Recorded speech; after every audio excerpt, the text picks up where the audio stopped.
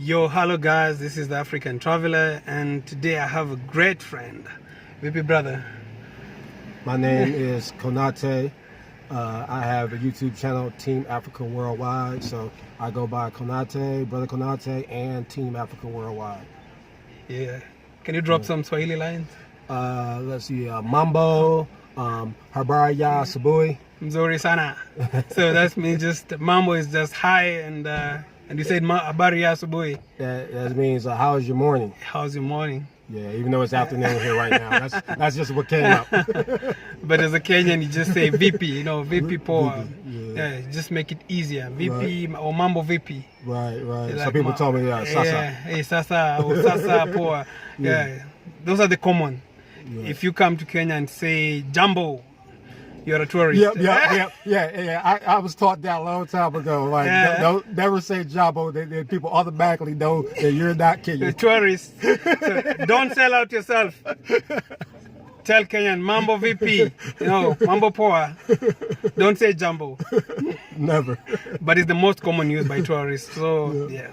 So, it's a great privilege to meet you, bro. Oh, same here. Same here, man. I watch your videos. You're one of my favorite YouTubers.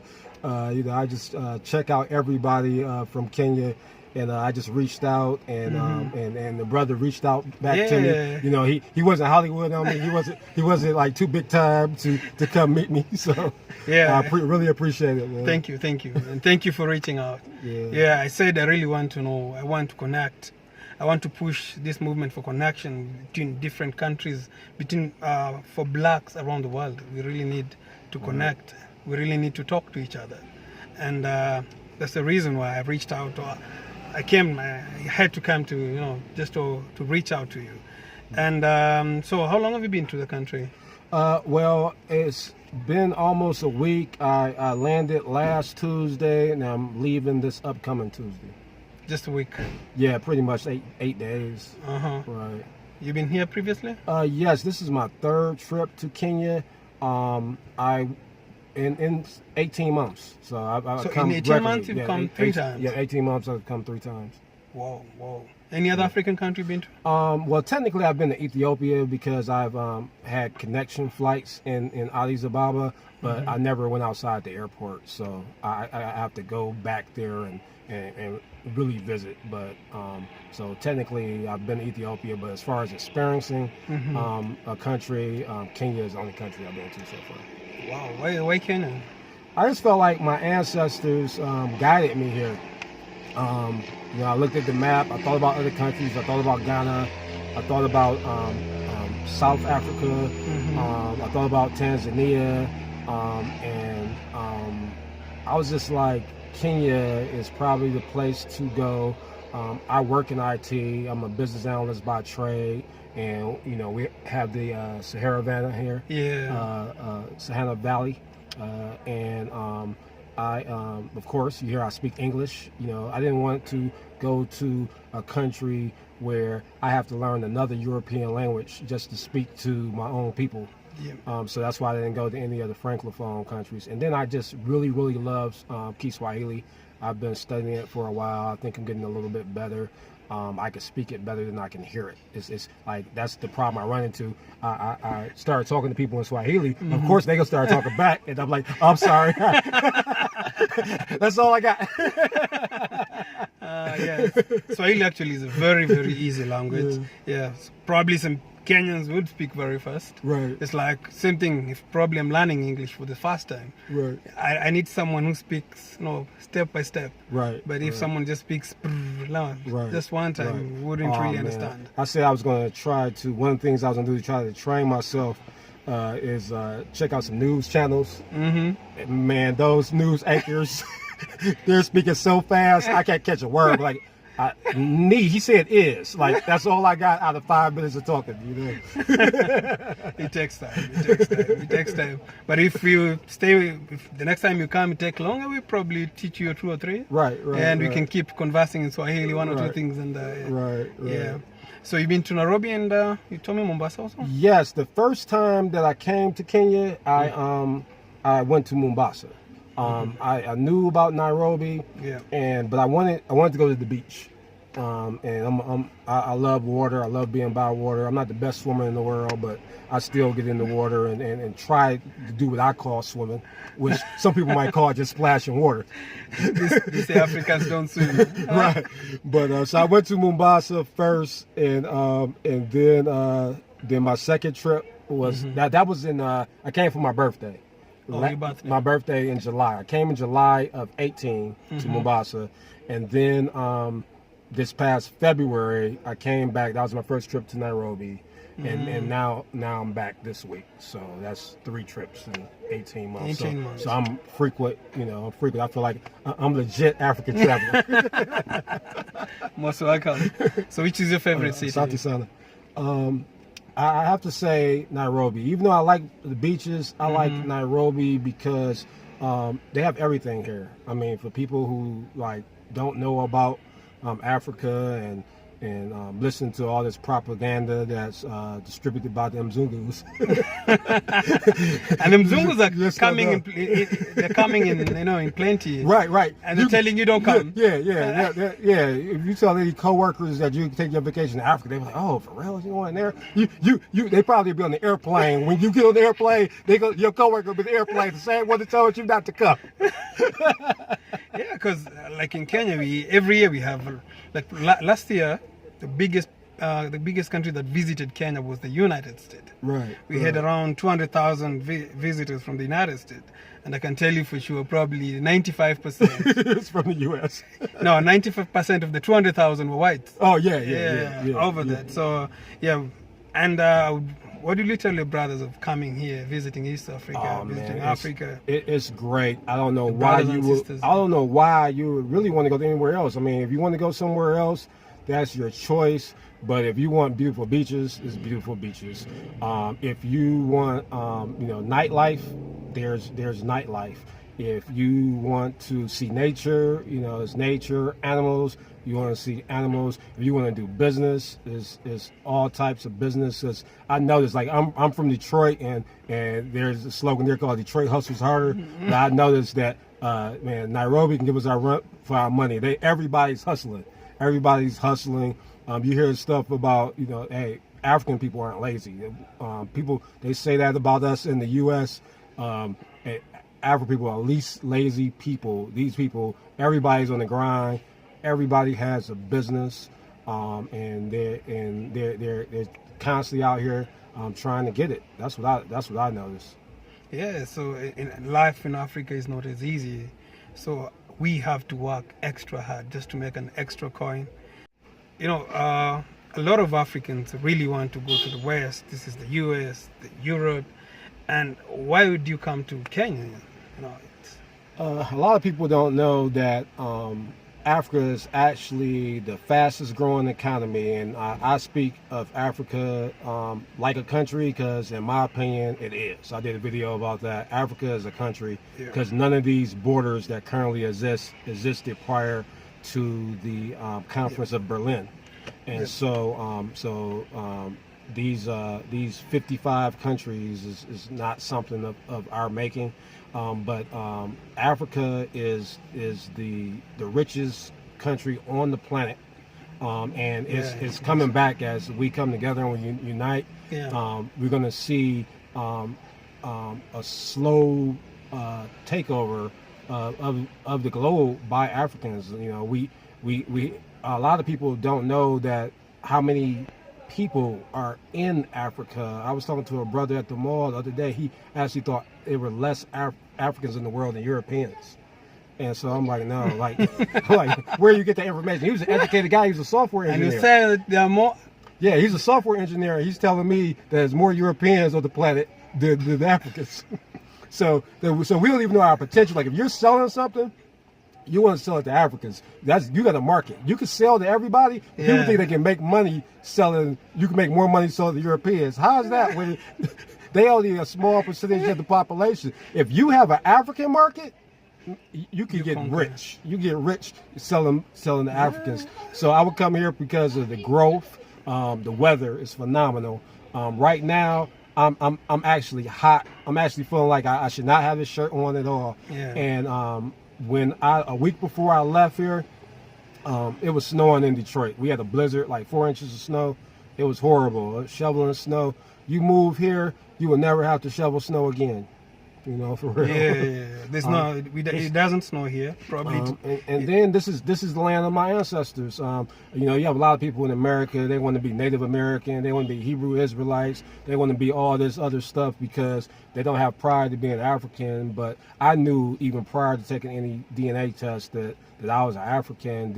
And my people didn't leave here on their own free will. They never wanted to go to America. They were taken by force to America. And if they had their choice, they would have wanted to come back home. So I'm doing it for my ancestors. I'm coming back home for them. And you're most welcome. Karibu. No, Asante Asante. So the other thing is about ancestry. You've done the ancestry, what do you call it, the generic? Right, I've done some DNA tests, 3 different companies. They're all not equal. I would suggest any African American who doesn't have that family history to know their so-called tribal background. I don't know if that's the correct word, but that's what we use, tribal background, to use African ancestry DNA. Yeah. I learned it on my mother's side. I'm Hausa Fulani, and then on my dad's side, I'm Kota, so that's being from the Central African area of Cameroon and Gabon. And then both groups, you know, through their oral histories, they migrated from the Nile Valley. So there's truth in African Americans being Nubian. Don't listen to what anybody tells you. they were disconnected from those pyramids and all that, but that's our stuff. Yeah, actually, the earliest person, they keep saying east-west, but the earliest person, the first human beings were discovered first, mostly in East Africa. Right. So, which means essentially Africa is where everyone came from. So right. It doesn't mean you're West Africa, it doesn't mean you're from East Africa. Right. And also a lot of East Africans, especially the Bantu, the bigger migration to the country, back to the country, was from the Cameroon. Right. So despite the fact that you may feel your ancestry may say Cameroon or I don't know, Nigeria, we are still one people. We're still one people. Right. And, that's what I believe. I believe in one Africa, one people. Yeah. You know. And it doesn't matter where you come from. No. And what do you tell guys of how to connect back to the continent? How do they choose a country, for instance? What I did, like I said, I feel like my ancestors called me. I think I've read people calling Kenya the gateway to Africa, and I think it really can be, especially for people from the States, because people speak English here. They might have a little trouble with your accent, and you might have a little trouble with theirs, but we can understand each other. And then Kiswahili is a language that's easy to learn, and so it's weird. Sometimes people understand my Swahili better than my English. Like I give you an example. Like one time I went to a chicken and chips place, and I wanted a bottle of water, and we don't say it like that. We say water. And so they had no idea what I was talking about. And so they actually gave me a quarter of chicken. I said quarter. Yeah, that's why I said quarter, right? So now when I go to any restaurant here, I say I would like a bottle of Maji, and they know exactly what I'm talking about. So whenever I'm speaking English and then the person doesn't know what I'm talking about, I just switch to Kiswahili. And they be like, oh, okay. Swahili, you pronounce every word, like word for word, you don't swallow. And and it's the same way we speak English. Right. We speak English word by word. Right. Americans swallow a lot of, you guys swallow a lot of letters, I don't know what. You have hard consonants and we have soft consonants. Yeah, so most of the time we're like, what? What? Yeah, so that's like somebody said to me the other day, oh, I didn't understand. You just went real American on me. Like your accent, like I'm lost. I'm lost here. Yeah, so, we call it crossing the T's and dotting the I's. When we talk about checking something out of the U.S., when you speak here, sometimes you have to cross those T's and dot those I's. True. So the other thing, let's speak about the slavery. For me, I believe slavery is what brought colonization. It was a step back to colonization, because slavery took the strongest people from the continent, and as soon as they left, that is when colonization took over because the strongest men in the continent had left. Right, and a lot of people they'll be offended by that, but think about it. If you are paying for a labor force, you want a labor force. You want the people who are going to be able to endure these harsh work conditions. If somebody seems like they're feeble or weak, and you're about to torture them, beat them, and make them do all your work, you're going to try to pick the most healthiest, strongest person to do that. So, I mean, I think they did everything step by step. When I say they, I'm talking about the Europeans.